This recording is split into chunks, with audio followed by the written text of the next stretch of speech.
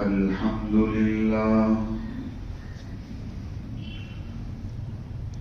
الحمد لله الذي هدانا لهذا وما كنا لنهتدي لولا أن هدانا الله لقد جاءت رسل ربنا بالحق صلوات الله وسلامه على سيدنا محمد وعلى آله وصحبه وبارك وسلم تسليما كثيرا كثيرا.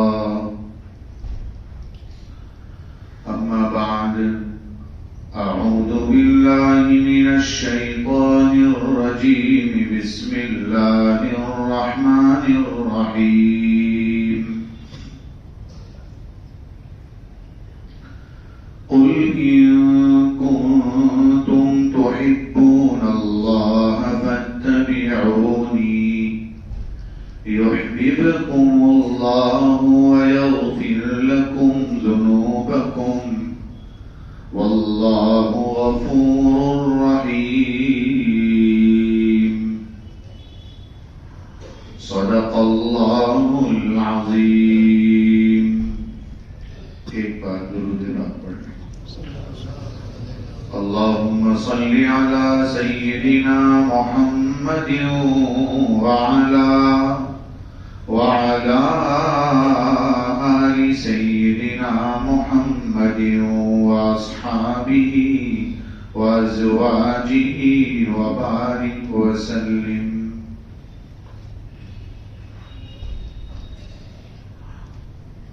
بزرگوں اور بھائیوں،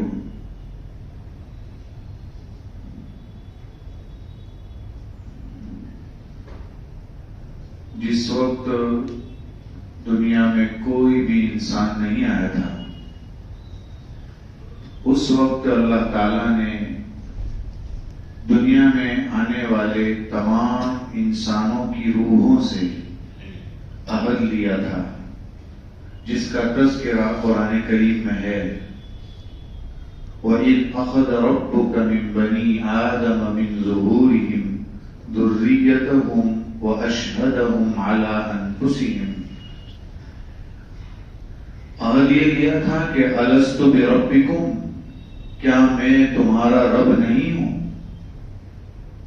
تو سب نے، یعنی قیامت تک آنے والے تمام انسانوں کی روحوں نے بیک وقت کہا تھا کہ جی ہاں، آپ ہی ہمارے رب ہیں، کیوں نہیں؟ بلا شہیدنا ان تقولوا یوم القیامت انا کنا عن ھذا غافلین. مسئلہ یہ ہوا کہ عہد میں سب نے ہاں کہہ دیا تھا اور کہا تھا کہ اللہ تعالیٰ ہی ہمارے رب ہیں، لیکن جب دنیا میں آئے تو پھر یہ عہد بھول گئے کہ ایسا کچھ عہد ہم نے کیا تھا. جب بھول گئے تو اللہ تعالیٰ نے ایک سلسلہ جاری فرمایا جس کو ہم کہتے ہیں نبیوں والا سلسلہ. یہ موقع بہ موقع، گھڑی در گھڑی اللہ تعالیٰ نے قوم کے اوپر، علاقے میں نبیوں کو بھیجا تاکہ وہ بھولا ہوا عہد واپس یاد دلاتے کہ تم نے کیا وعدہ کیا تھا، یاد ہے تمہیں؟ اس کو یاد دلانے کے لیے ہی نبی آتے ہیں، بتاتے ہیں کہ دیکھو یہ ہے، یہ ہے، یہ ہے. یہ سب چیزیں بتانے کے لیے آتے ہیں. پھر جو نبی کو مان لیتے ہیں وہ کامیاب ہو جاتے ہیں، اور جو نبی کو نہیں مانتے انہیں گمراہ کہا جاتا ہے، پھر وہ جہنم میں جاتے ہیں. اللہ تبارک و تعالیٰ نے ہم کو بہت ساری نعمتوں سے نوازا. ان نعمتوں کا حق یہ ہے کہ ہم ان کا شکریہ ادا کریں، اللہ تعالیٰ کی تعریف کریں، بار بار نمازیں پڑھیں، سجدے کریں، عبادات کریں. یہی نعمتوں کا شکر ہے. لیکن ان سب نعمتوں میں سب سے بڑی نعمت اگر کوئی ہے تو وہ یہ ہے کہ نبی کریم صلی اللہ علیہ وسلم کو اللہ تعالیٰ نے اس دنیا میں مبعوث فرمایا. یہ سب سے بڑی نعمت ہے. آپ دنیا میں تشریف لائے، شاہد، مبشر، نذیر، داعی اللہ، سراج منیر، یہ سب آپ کے القاب ہیں. آپ یہ سب بن کر دنیا میں آئے ہیں. آپ کی ذات بڑی اعلیٰ ہے. فرماتے ہیں کہ اللہ تعالیٰ نے آپ کی زندگی کی قسم کھائی. حضرت عبداللہ ابن عباس رضی اللہ تعالیٰ عنہ فرماتے ہیں کہ کسی بھی شخص کی اللہ تعالیٰ نے قرآن کریم میں کہیں پر بھی زندگی کی قسم نہیں کھائی، صرف آپ صلی اللہ علیہ وسلم کی کھائی. لعمرک انہم لفی سکرتہم یعمہون. لعمرک، آپ کی زندگی کی قسم. تو دیکھیے اللہ تعالیٰ کو آپ صلی اللہ علیہ وسلم سے کتنی محبت ہے کہ اللہ تعالیٰ نے آپ کی زندگی کی قسم کھائی. تو سب سے بڑی نعمت آپ صلی اللہ علیہ وسلم کا دنیا میں آنا ہے. اور آپ یہ بھی جانتے ہیں کہ جب آپ سب سے بڑی نعمت ہے تو ہمارا حق یہ ہے کہ ہم اس نعمت کی قدردانی کریں. ہم سرکار ہی کے متوالے ہیں، سرکار ہی کے نام لینے والے ہیں. آپ صلی اللہ علیہ وسلم کا نام اپنے زبان سے مسلسل لیتے ہیں، سرکار سے بہت زیادہ محبت کا دعویٰ کرتے ہیں. ہم اپنے آپ کو یہ بتاتے ہیں کہ ہم آخری نبی کے امتی ہیں. تو پھر آپ جانتے ہیں کہ ہمیں صرف دعویٰ کرنے سے کام نہیں چلنے والا ہے، بلکہ اصل محبت یہ ہے کہ سرکار کی زندگی ہماری زندگیوں میں آ جائے. یہ اصل محبت ہے. آپ جانتے ہیں کہ اس وقت ہمارے علاقے کے، دنیا کے، ملک کے جو حالات ہیں اس میں آپ دیکھ رہے ہیں کہ اس وقت ایک آگ لگی ہوئی ہے. وہ آگ کیا ہے؟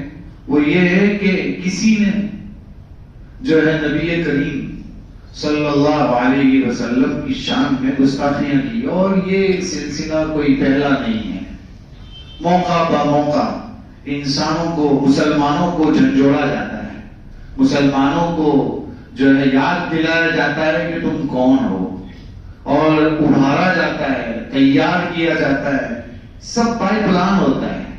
ایسا نہیں ہوتا ہے کہ کوئی اچانک رات کو سوتا ہے اور صبح میں اٹھ کر سیدھے یہ اعلان کر دیتا ہے. اس کے پیچھے بڑی بڑی اسکیمیں ہوتی ہیں، بڑے بڑے پلان ہوتے ہیں. اگر کوئی پلان نہیں بناتا تو مسلمان ہی نہیں بناتا. صرف وہ سمجھتا ہے اللہ بہت بڑا ہے، کچھ ہونے والا نہیں ہے. جی ہاں، اللہ تو بہت بڑا ہے، لیکن اسباب کی دنیا میں اسباب بھی اختیار کرنا ضروری ہے. میرے بھائیوں، یہ کوئی پہلا واقعہ نہیں ہے کہ اس نے آپ صلی اللہ علیہ وسلم کی شان میں گستاخی کی. یہاں تک کہ ماں عائشہ رضی اللہ تعالیٰ عنہ کے ساتھ جو بدتمیزی کی، اس نے جو بد کلامی کی، وہ ایسی چیز ہے کہ اگر انسان تنہائی میں بیٹھ کر صرف تصور کرے تو اس کے رونگٹے کھڑے ہو جائیں. اگر وہ سوچ لے تو اس کی آنکھوں سے بے اختیار آنسو نکل جائیں. یہ کوئی نئی چیز نہیں. آپ جانتے ہیں پچھلے کسی زمانے میں حضرت عائشہ رضی اللہ تعالیٰ عنہ کی شان میں کسی نے نالائق نے ایک کتاب لکھی تھی، اور اس میں حضرت عائشہ رضی اللہ تعالیٰ عنہ کی شان میں بہت گستاخیاں کی تھی. اور اس وقت جو حالات تھے، ان حالات میں شاہ اللہ بخاری رحمۃ اللہ علیہ حیات تھے. شاہ اللہ بخاری رحمۃ اللہ علیہ نے گھر گھر جا کر جو جھنجھوڑا تھا لوگوں کو، اور اعلان کر رہے تھے وہ دروازہ کھٹکھٹا کر کہ عطا اللہ آپ کے گھر پر ہے، آج رات کو فلاں جگہ پر بیان ہوگا. چونکہ وہ کتاب لکھی گئی تھی اور اس پہ بہت بد کلامی کی تھی. شاہ اللہ کے پوسٹر لگتے تھے اس زمانے میں بیانات کے. انہوں نے گھر جا کر یہ کہا تھا کہ اب تک تو تم میرا پوسٹر پڑھ کے بیان سننے کے لیے آتے تھے، آج عطا اللہ خود تمہارے گھر پر آیا ہے. جو ہے ہماری ماں کے ساتھ کیا سلوک کیا گیا ہے تمہیں پتا ہے.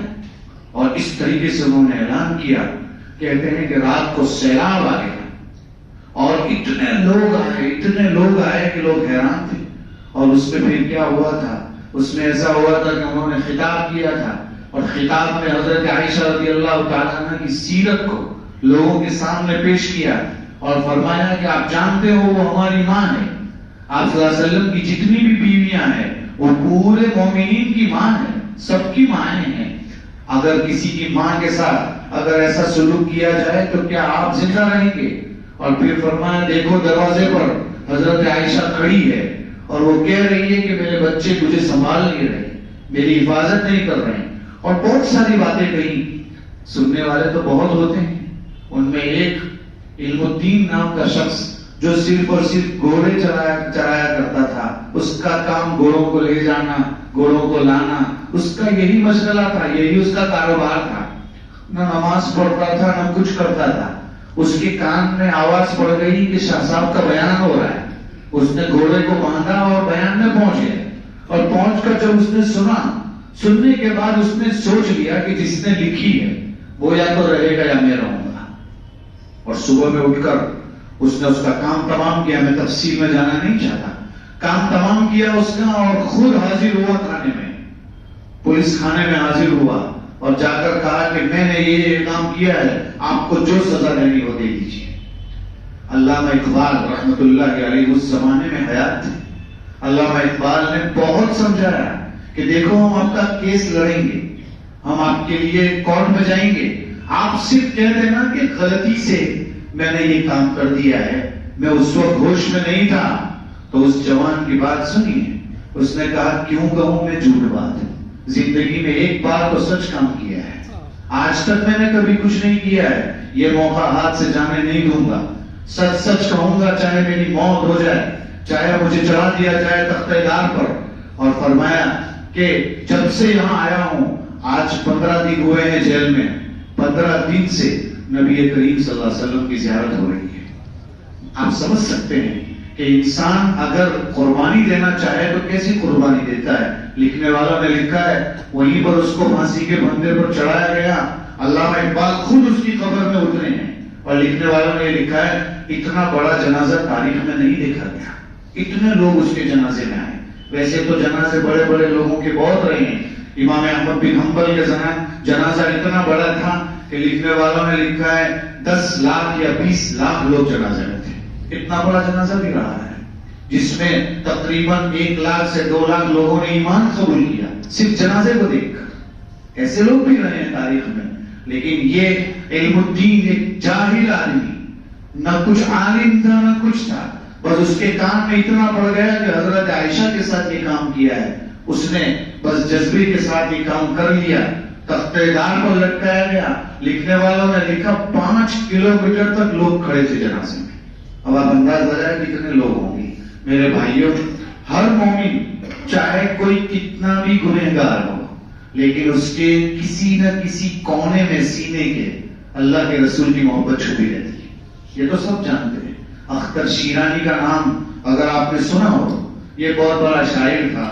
کوئی شاعر اگر یہاں بیٹھا ہو تو معذرت. شاعروں کا بہت سارا کام یہ ہوتا ہے کہ جو بہت سارے وہ کام کرتے ہیں ان میں سے ایک کام ان کا یہ ہوتا ہے کہ وہ شراب پیا کرتے ہیں. بہت سارے شاعر شراب پینے کے عادی ہوتے ہیں.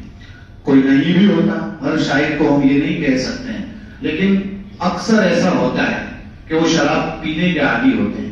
ان میں سے اختر شیرانی بھی تھا. کسی زمانے میں شراب کی 2 بوتلیں پی کر وہ کسی جگہ پہنچا. کچھ شرپسند کمیونسٹ لوگوں نے کچھ سوالات کیے اس سے، چونکہ وہ نشے میں تھا تو اس سے کہیں پوچھ لیا فیض کے بارے میں. اس زمانے کے جو شاعر تھے ان کے بارے میں سوالات کیے اس سے. فیض کے بارے میں آپ کا کیا خیال ہے، فلاں کے بارے میں. سب کو اس نے اپنی ایک ایک بات سے رد کر دیا. اس کو کچھ نہیں آتا، وہ اگر یہ ہے اس کا یہ حال ہے، اس کو تو یہ نہیں آتا. اس طرح کی چند باتیں کہہ کر کسی نے اس کو جو ہے افلاطون اور ارسطو کے بارے میں پوچھ لیا. یہ پوچھا تو اس نے کہا چھوڑو اس کی بات کو، اگر وہ ہوتے تو میری مجلس میں بیٹھتے. اس طرح کی باتیں وہ بار بار کہہ رہا تھا. اتنے میں کسی نے تھوڑا سا پہلے تو کچھ نبیوں کے بارے میں سوال کر دیا کہ وہ نبی کے بارے میں کیا رائے ہے، تو غصے ہو گئے. اور پھر کسی نے اور جھنجھوڑنے کے لیے، چونکہ وہ نشے میں تھا، پوچھ لیا کہ آپ کی اللہ کے رسول کے بارے میں کیا رائے ہے. جب یہ پوچھا تو اس نے غصے میں، اختر شیرانی نے غصے میں ساتھ میں کچھ کانچ کی بوتل پڑی ہوئی تو اس کے سر پہ مار دی. شرم نہیں آتی تجھے کچھ عقل ہے کہ نہیں؟ ایسی گندی حالت میں مجھے نبی کے بارے میں سوال کرتا ہے. وہ کون ہے اور میں کون ہوں؟ تجھے پتا ہے کچھ؟ یہاں بتانا یہ مقصود ہے کہ انسان کسی بھی حالت میں ہو لیکن سرکار کے بارے میں تھوڑی سی بھی کوئی بھی چیز برداشت نہیں کرتا ہو، اس کے دل میں محبت چھپی ہوتی ہے، یہ ایک بات ہے۔ تو دوسرا رخ بھی جانیے یہاں پر، دوسرا رخ یہاں یہ ہے کہ مولانا مناظر احسن گیلانی رحمت اللہ علیہ نے ایک بات لکھی ہے، وہ بھی جاننے کی ہے۔ وہ کہتے ہیں کہ میں زمانے طالب علمی میں شیخ الہند رحمت اللہ علیہ کے پاس سبق پڑھ رہا تھا، ایک روایت حدیث گزری مشہور جس میں ہے کہ تم میں سے کوئی شخص اس وقت تک کامل مومن نہیں ہو سکتا جب تک کہ اس کو اپنی اولاد، اپنی جان، سب چیزوں، اپنا مال، سب چیزوں سے زیادہ محبوب سرکار نہ ہو جائے، وہاں تک وہ کامل مومن نہیں ہو سکتا۔ یہ مشہور حدیث ہے۔ کہتے ہیں جب یہ حدیث گزری تو طلبا نے سب نے سوال کیا شیخ الہند رحمۃ اللہ علیہ سے، کہا کہ حضرت اس حدیث کا مطلب یہی ہے کہ دنیا میں ذرا بھی کچھ ہوتا ہے تو انسان فوراً اللہ کے رسول کے بارے میں کچھ بھی ہوتا ہے تو سب جمع ہو جاتے ہیں۔ تو شیخ الہند رحمۃ اللہ علیہ نے بڑی عجیب بات ارشاد فرمائی جو ہم سب کو سمجھنے کی ہے۔ انہوں نے کہا کہ بات تو یہی ہے کہ سرکار کی توہین کسی سے برداشت نہیں ہوتی، بات تو یہی ہے، لیکن فرمایا کہ اس میں بھی ایسا لگتا ہے کہ انسان اپنی جان کے لیے کرتا ہے، سرکار کے لیے نہیں کرتا۔ وہ کیوں؟ کہ وہ اس لیے کہ جب بھی ایسی بات آتی ہے تو انسان یہ سوچتا ہے میرے رسول کو یہ کہا جا رہا ہے، میرے پیغمبر کو یہ کہا جا رہا ہے، یعنی وہاں بھی انا آتی ہے انسان کی، وہاں بھی انسان کو ایسا سمجھ میں آتا ہے کہ سرکار کی توہین میری توہین ہے، میری عزت کے اوپر کچرے جو کوئی ڈال رہا ہے، میرے کیچڑ اچھال رہا ہے۔ گویا انسان سرکار کے لیے کرنا چاہتا ہے لیکن اندر اندر وہ خود اپنے لیے کر رہا ہوتا ہے۔ شیخ الہند اللہ علیہ یہ فرماتے ہیں، کہنا یہ چاہتے ہیں کہ ذرا یہ سمجھنے کی ضرورت ہے کہ اگر وہ سچی محبت سرکار سے کر رہا ہوتا تو اب تک وہ داڑھی کیوں نہیں رکھتا ہے، اب تک وہ اذان سن کر مسجد کیوں نہیں آتا ہے، اب تک وہ نماز کیوں نہیں پڑھ رہا ہے۔ مطلب یہ ہوا کہ سچی محبت نہیں ہے، سچی محبت ہوتی تو اس کی زندگی میں نظر آتی، بس اتنی سی بات پر وہ جمع ہو جاتا ہے، گویا اس میں بھی وہ اپنی ذات کے لیے لڑ رہا ہے، اللہ کے رسول کے لیے نہیں۔ دو طرف کے رخ ہیں، بس ہمیں اتنا سمجھنے کی ضرورت ہے کہ صرف محبت کا دعویٰ نہ کریں بلکہ محبت کے دعوے کے ساتھ اس کی زندگی، اپنی زندگیوں میں سرکار کی زندگی اتاریں، سرکار کی سنتوں پر عمل کریں، سرکار نے جو کچھ بتایا ہے وہ کرے، اور اس وقت تو اور زیادہ کرنے کی ضرورت ہے۔ میں نے اس سے پہلے بھی کہا تھا، آج بھی کہتا ہوں، بار بار کہتا ہوں کہ لوگ اذان پر اعتراض کر رہے ہیں، نماز پر اعتراض نہیں کر رہے ہیں، اذان پر اعتراض کر رہے ہیں۔ کیوں کر رہے ہیں؟ وہ یہ کہتے ہیں کہ اذان ہوتی ہے تو چائے کی دکانوں سے کوئی مسجد تو آتا نہیں ہے، اذان ہوتی ہے تو پان کے گلوں سے کوئی مسجد تو آتا نہیں ہے، جب آتے نہیں ہیں تو اذان کو دینے کی کیا ضرورت ہے؟ یہ سوال کیوں ہو رہا ہے؟ اس لیے ہو رہا ہے کہ ہم نے ایسا کیا ہے، ہم ایسا کرتے ہیں، اسی لیے لوگ سوال کر رہے ہیں۔ اس لیے میرے بھائیوں ذرا اس کی طرف توجہ دینے کی ضرورت ہے۔ بس میں یہ عرض کر رہا تھا کہ نبی کریم صلی اللہ علیہ وسلم کی شان میں گستاخی اور سرکار کی ازواج مطہرات، ہم سب کی مائیں، ان کے بارے میں ایسا کلام ہوتا رہا ہے جیسا کہ حضرت عائشہ کا بتایا، ابھی پھر جو ہے اس نے یہ کام کیا ہے کہ نبی کریم صلی اللہ علیہ وسلم کا نکاح حضرت عائشہ سے ہوا، اس پر اس نے اعتراض کیا ہے، کم عمری میں کیا۔ میں آپ کو مختصر وقت میں بتا بھی کیا سکتا ہوں، البتہ اتنا ضرور بتا دیتا ہوں کہ نبی کریم صلی اللہ علیہ وسلم کا جو نکاح حضرت عائشہ رضی اللہ عنہا سے ہوا ہے 6 سال کی عمر میں ہوا ہے، اور رخصتی 9 سال کی عمر میں ہوئی ہے۔ لوگوں کو یہ اعتراض ہے کم عمری میں نکاح کیسے ہوتا ہے؟ ہمارا یہ کہنا ہے کہ ہر علاقے کا عرف الگ الگ ہوتا ہے، ہر علاقے کے اندر باتیں الگ الگ ہوتی ہیں۔ آپ چلے جائیے پچھلے کچھ سالوں پہلے، کئی لوگوں کے مذہبوں میں اور کئی لوگوں کے طریقوں میں یہ رہا ہے کہ کم عمری میں نکاح ہوتے تھے، 10 سال کی عمر میں، 12 سال کی عمر میں، 8 سال کی عمر میں۔ آپ آج بھی امریکہ کے کچھ قواعد پڑھیے تو پتا چلے گا کہ کتنی کتنی عمر میں نکاح ہوا کرتے تھے۔ پھر یہ کہ یہ تو عرب کی خاتون ہے، اور عرب میں کھانا 2 ہی چیز تھی اس زمانے میں، دودھ اور کھجور، یہی تھا۔ عورتیں جلدی بالغ ہوتی تھی، بچیاں بہت جلدی بالغ ہو جایا کرتی تھی، اس معاشرے میں یہ غلط نہیں تھا، تبھی تو نکاح ہوا ہے۔ اور میرے بھائیوں اس نکاح کو 1400 سال ہو گئے ہیں، اور 1400 سال پہلے جو نکاح ہوا، حضرت ابو بکر کو کوئی تکلیف نہیں تھی، جو کہ ان کے والد تھے۔ ام رومان جو حضرت عائشہ کی والدہ ہیں، ان کو تو کوئی تکلیف نہیں تھی جب نکاح ہوا۔ آپ صلی اللہ علیہ وسلم نے کوئی بات نہیں کہی، اللہ تعالیٰ نے کچھ نہیں کہا، اللہ ہی نے نکاح کروایا۔ اور ان سب کے بعد اس زمانے کی جو سرکار کے کٹر دشمن تھے وہ یہودی تھے، آپ جانتے ہیں مشرکی تھے۔ یہ جو دشمن تھے ان کا بھی کوئی اعتراض نہیں تھا، ان کا بھی کوئی سوال نہیں تھا۔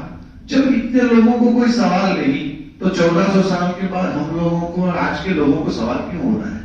تعجب اسی پر ہے میرے بھائیوں، ہم نے جو کہ صحیح سیرت نہیں پہنچائی، لوگوں کو صحیح بات نہیں پہنچائی، ورنہ اس کا جواب تو آسان ہے، کہنے کے لیے تو بہت آسان ہے کہ آپ اپنی رامائن پڑھیے، اور رامائن میں جو رام جی جو لوگوں کے نزدیک سب سے زیادہ بڑی شخصیت گنی جاتی ہے تمہارے یہاں، جب یہ بہت بڑی شخصیت ہے تمہارے یہاں، تو ان کی شادی جو سیتا سے ہوئی ہے، آپ پڑھ لیجئے، رامائن میں ہے کہ 6 سال کی عمر میں ہوئی، اس میں تو کوئی بڑی بات نہیں ہے۔ اس لیے میرے بھائیوں، یہ اعتراض کر کر ہم کو بھڑکایا جا رہا ہے، ہم کو ابھارا جا رہا ہے۔ ہمارا کام کیا ہے؟ سرکار کے کچھ حقوق ہیں ہم پر، وہ حقوق کو ہم ادا کریں۔ وہ کیا ہیں؟ میں چند منٹوں میں آپ کو حقوق بیان کرتا ہوں۔ سب سے پہلے نبی کریم صلی اللہ علیہ وسلم کا جو حق ہے وہ کیا ہے؟ پہلا حق یہ ہے کہ آپ صلی اللہ علیہ وسلم پر ہم ایمان لائیں صحیح طور پر۔ اور ایمان کامل کی علامت کیا بتائے آپ کو؟ اللہ کے رسول کو انسان سمجھنا، انسان کے ساتھ ساتھ اللہ کا رسول سمجھنا، اللہ کے رسول کو سمجھنے کے ساتھ ساتھ خاتم النبیین سمجھنا، آپ آخری نبی ہیں، یہ سمجھنا بھی ضروری ہے۔ اور جس نے مکمل ایمان قبول کر لیا، اللہ کے رسول کو مکمل مان لیا، فرمایا کہ اس نے ایمان کا مزہ چکھ لیا۔ حدیث میں ہے ذاق طعم الایمان، اس نے ایمان کا مزہ چکھ لیا۔ کس نے؟ جس نے جو اللہ کی حکمرانی پر راضی ہو گیا، جو ہے اسلام کے دین ہونے پر راضی ہو گیا، اور آپ صلی اللہ علیہ وسلم کے پیغمبر ہونے پر راضی ہو گیا، اس نے ایمان کا مزہ چکھ لیا۔ تو پہلا حق ہے سرکار پر کیا لیا ہے؟ ایمان لائے۔ دوسرا حق، آپ صلی اللہ علیہ وسلم کا ادب کیا جائے۔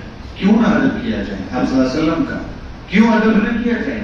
ادب کیوں نہ کیا جائے؟ اس لیے کہ آپ سب سے بڑی ہستی ہے اس دنیا کی، سب سے بڑی ہستی ہے۔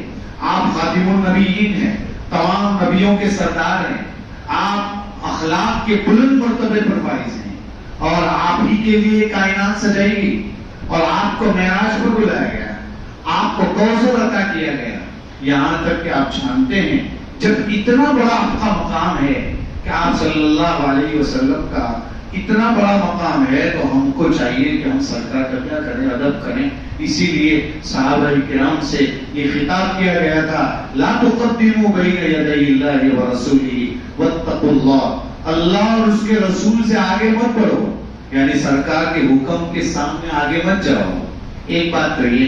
دوسری بات، سرکار چل رہے ہوں تو چاہیے کہ آپ ان کے پیچھے پیچھے چلیں۔ صحابہ سے ہی کہا، یہاں سے علماء نے لکھا ہے کہ والد کے ساتھ چل رہے ہوں، استاد کے ساتھ چل رہے ہوں تو استاد اور والد آگے چلیں، استاد اور والد آگے چلیں، اور جو بچہ ہے، شاگرد ہے، وہ پیچھے چلے۔ یہ ادب ہے، یہ سمجھنے کی ضرورت ہے۔ آگے فرمائے لا ترفعوا اصواتکم فوق صوت النبی، سرکار کی آواز پر اپنی آواز بلند مت کرو۔ کیسا عمل کرتے تھے؟ حضرت عمر رضی اللہ تعالیٰ عنہ کی آواز ہی بند ہو گئی تھی، وہ اتنا آہستہ بولتے تھے کہ اللہ کے رسول پوچھتے تھے کیا کہہ رہے ہیں؟ ان سے کہا جاتا کہ آپ اتنا آہستہ، کہا کہ حکم آیا ہے کہ سرکار کی آواز پر کسی کی آواز بلند نہیں ہونی چاہیے، تو بہت آہستہ بولا کرتے تھے، کیونکہ حضرت عمر کی آواز میں جو ہے بلندی تھی، لیکن جب یہ حکم آیا تو وہ ڈر ڈر کر بات کرتے تھے، وہ دھیرے دھیرے بولتے تھے۔ یہ ہے صحابہ جو ایک ایک بات پر عمل کرنے۔ آج بھی علماء نے لکھا ہے روضے رسول پر جا کر آواز بلند مت کرو، سرکار اپنی قبر میں حیات ہے۔ میرے بھائیوں، یہ سمجھنے کی ضرورت ہے۔ بہرحال یہ دوسرا حق ہے۔ کیا حق ہے دوسرا حق ہے کہ سرکار کا احترام۔ تیسرا حق جو نبی کریم صلی اللہ علیہ وسلم کا ہے وہ سرکار سے سچی پکی محبت کی ہے۔ اور یہ کیسی محبت کہ حضرت عمر رضی اللہ عنہ نے جا کے فرمایا کہ اللہ کے رسول مجھے آپ سے محبت تو ہے لیکن میرے ماں باپ سے، میری اولاد سے، اس سے میری جان سے زیادہ آپ سے محبت نہیں ہے۔ فرمایا عمر کامل مومن نہیں ہے۔ کہا کہ جب تک میں آپ کو اپنی جان سے بھی زیادہ محبوب نہ ہو جاؤں تب تک آپ کامل مومن نہیں۔ حضرت عمر فرماتے ہیں اللہ کے رسول آج سے ابھی سے ہی مجھے آپ میری جان سے بھی زیادہ محبوب ہے۔ تو حضرت عمر سے آپ صلی اللہ علیہ وسلم نے فرمایا اب بات بن گئی عمر، اب آپ مکمل مومن بن گئے کہ اپنی جان سے بھی زیادہ سرکار سے محبت ہونی چاہیے۔ بہرحال محبت تو کیسی، حضرت عمرو بن عاص فرماتے ہیں کہ اتنی محبت تھی کہ میں آپ کے چہرے کو جی بھر کر دیکھ نہیں سکتا تھا، اتنی محبت تھی۔ بہرحال سرکار سے محبت بھی زیادہ ہونی چاہیے، تیسرا حق ہے۔ چوتھا حق سرکار کی اطاعت کی جائے، آپ کی ایک ایک سنت پر عمل کیا جائے۔ پانچواں حق آپ صلی اللہ علیہ وسلم کا کیا ہے؟ فرمایا کہ پانچواں حق آپ صلی اللہ علیہ وسلم پر درود پیش کیا جائے۔ آج کل ہم درود نہیں پڑھتے، جمعہ کا دن گزر جاتا ہے، کتنے ایسے ہوتے ہیں جو 300 مرتبہ بھی درود نہیں پڑھتے۔ نہیں میرے بھائیوں، درود کی کثرت کریں، درود زیادہ سے زیادہ پڑھیں، اپنے آپ کو پیش کریں اور حصہ لیں کہ آپ نے اتنا پڑھا، میں اس سے زیادہ پڑھوں گا، میں اس سے زیادہ پڑھوں گا۔ ایک درود پڑھنے پر اللہ تعالیٰ کی 10 رحمتیں اترتی ہے، تو ہم کیوں نہ پڑھیں درود شریف؟ ہمیں چاہیے کہ ہم آپ صلی اللہ علیہ وسلم پر زیادہ سے زیادہ درود پیش کریں، حالات کو سمجھنے کی کوشش کریں، سرکار کی محبت اپنے دل میں بٹھائیں اور جو ہو سکے وہ کریں، ادھر ادھر کی بات نہ کریں، امن باقی رکھیں، فساد نہ پھیلائیں، سرکار کی محبت جتنی ہو سکے بڑھائیں، درود زیادہ سے زیادہ پڑھیں اور سنتوں کو اپنی زندگی میں اپنائیں۔ یہی اس کا سب سے بڑا علاج ہے۔ اللہ تعالیٰ ہم سب کو ان باتوں پر عمل کرنے کی توفیق عطا فرمائے۔ آمین۔ وآخر دعوانا الحمد